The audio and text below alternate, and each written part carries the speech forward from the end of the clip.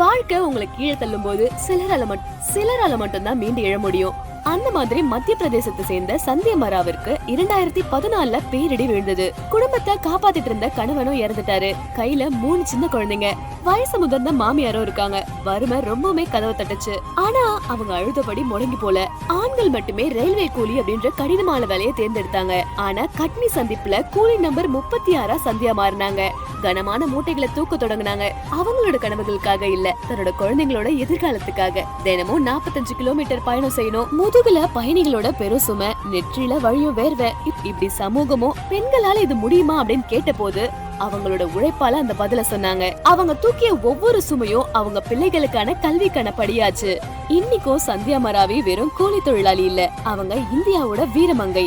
எந்த வேலையும் ஆண்களுக்கு மட்டும் சொந்தமானது இல்லன்றதையும், ஒரு தாய் நினைச்சானா மலையையும் அசைக்க முடியும் அப்படின்றதையும் நிரூபிச்சிருக்காங்க. நீங்க தோல்வியில இருக்கிறதா நினைச்சீங்கன்னா சந்தியாவை நினைச்சு பாருங்க. எழுந்து நடங்க, வெற்றி உங்களுக்கே.